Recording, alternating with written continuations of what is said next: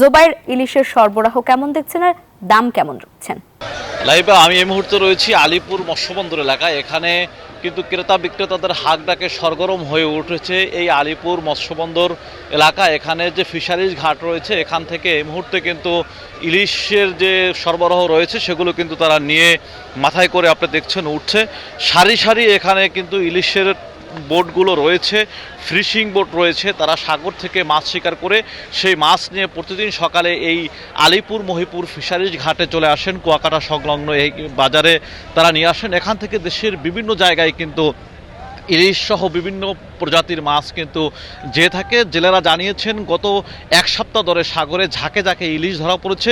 গত কয়েকদিন পূর্বে একজন জেলের জালেই কিন্তু প্রায় ৬০ মণ ইলিশ ধরা পড়েছিল, যে ইলিশের মূল্য ছিল প্রায় ৩৫ লাখ টাকা। এভাবে কিন্তু প্রত্যেকটি জেলেই কিন্তু ঝাঁকে ঝাঁকে তাদের জালে ইলিশ ধরা পড়ছে। জেলেদের মুখে হাসি ফুটেছে।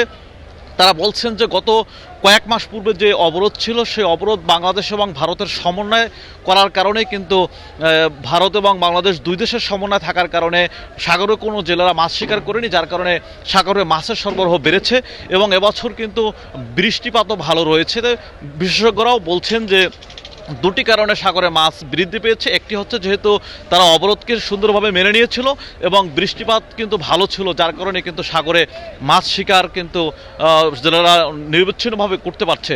এবং সাগরে যে ট্রোলিং বোটগুলো রয়েছে, জেলেরা জানিয়েছেন সে ট্রোলিং বোটের যদি সমাগম সাগরে না থাকে এবং অবৈধ ট্রোলিং বোট যদি সাগরে যেতে না পারে, তাহলে কিন্তু যেই ফিশিং বোটগুলো সাগরে বঙ্গোপসাগর সহ পটুয়াখালী উপকূলীয় এলাকায় যে সাগরের মাছ শিকার করে থাকেন জেলেরা, এখানে কিন্তু তারা নিরবিচ্ছিন্নভাবে এই ফিশিং বোটগুলো মাছ শিকার করতে পারবে।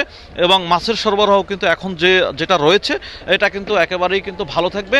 এবং পটুয়াখালী এলাকার বেশিরভাগ মানুষই কিন্তু মৎস্য পেশার উপরে নির্ভরশীল। এই জেলায় প্রায় 2 লাখেরও বেশি নিবন্ধিত জেলে এখানে জেলে রয়েছে, তবে নিবন্ধিত জেলের সংখ্যা কম রয়েছে। জেলেরা বলছেন যে জেলেরা এখনও নিবন্ধনের বাইরে রয়েছে তাদেরকে নিবন্ধনের আওতায় আনতে। এতটুকু ছিল পটুয়াখালীর আলিপুর মৎস্যবন্দর থেকে আমার কাছে এই মুহূর্তের সবশেষ লাইভা। জোবাইর, ধন্যবাদ আপনাকে।